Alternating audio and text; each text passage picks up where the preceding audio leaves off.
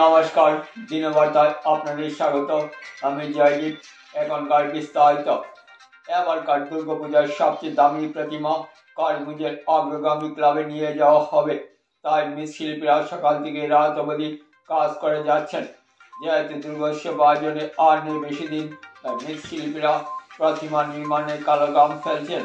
আজ কালীগঞ্জের মৃৎশিল্পীদের সাক্ষাৎ নিতে মিডিয়া প্রতিনিধি ছুটে গেলে মৃৎশিল্পীরা এভাবে ব্যক্ত করলেন তাদের কর্মকাণ্ড নিয়ে।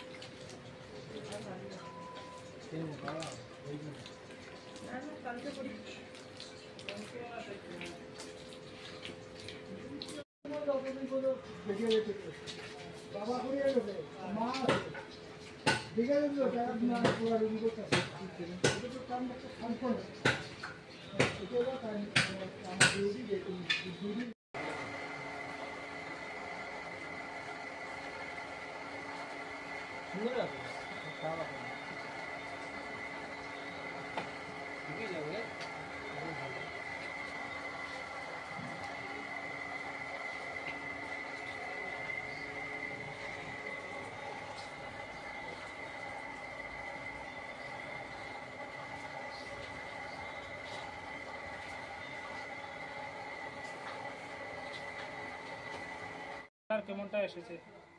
আমাদের অর্ডার তো 80-82 মতো আছে। কাজ কেমন ভাবে চলছে? কেমন কাজ চলছে? রাত্র দিন 24 ঘন্টায় 2 ঘন্টা ঘুম আর 22 ঘন্টায় মানে কাজ। কাজে অনেক মানে বৃষ্টিতে আর নষ্ট হয়ে গেছে কাজের টাইম। কয়টি দেবী প্রতিমা আপনারা নির্মাণ করছেন এবার? এই 82টা। আগের থেকে বেড়েছে না কমেছে এবার? আগের থেকে একটু বাড়ছে। সবচেয়ে দামি মূর্তি কোন ক্লাবে যাচ্ছে এবার? দামি মূর্তি অগ্রগামী ক্লাবে যাচ্ছে এবার। সবচেয়ে দামি মূর্তি।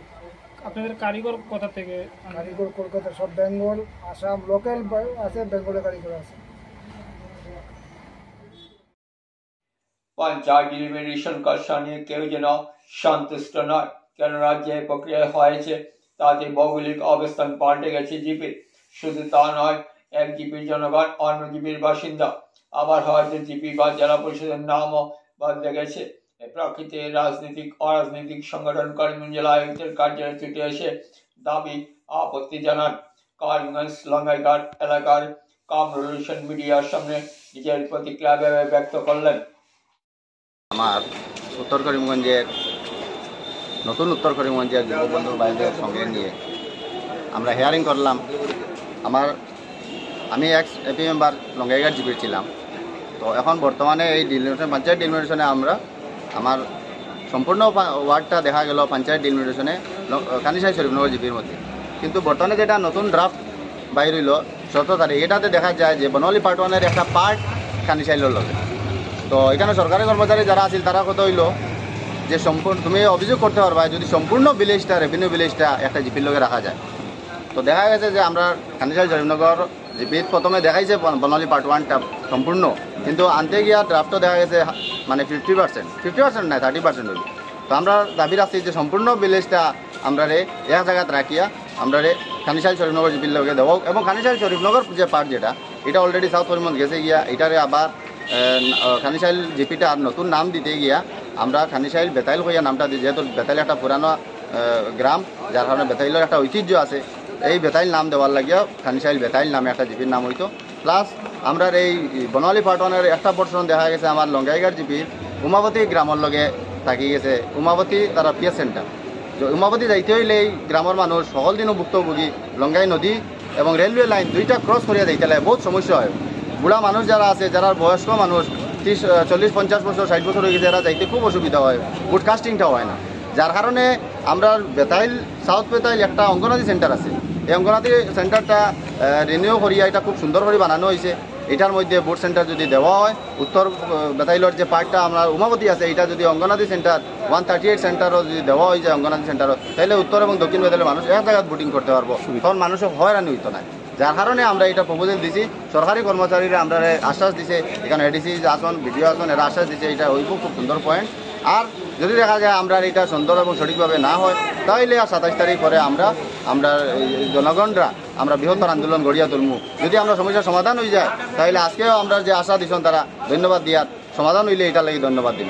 কারণ যেহেতু জনগণের স্বার্থে ডিলিমিটেশন করা হয়, যার কারণে জনগণের স্বার্থে যেটা এটা হোক। আর যদি দেখা যায় না শুধু কেউ রাজনৈতিক স্বার্থে এটা করে এবং রাজনৈতিক ষড়যন্ত্র করেও এটা করা হয়েছে, যেটাও হয়েছে, যার কারণে এই রাজনৈতিক ষড়যন্ত্র শিকার আমরা খুব বেশি হইয়ার। যার কারণে আমরা যে সমস্যাগুলো আছে, সমস্যা যদি সমাধান হয়ে যায়, তাহলে আমরা মনে করবো না সরকারি আমলা যারা আসন এরা ভালো কাজ করে।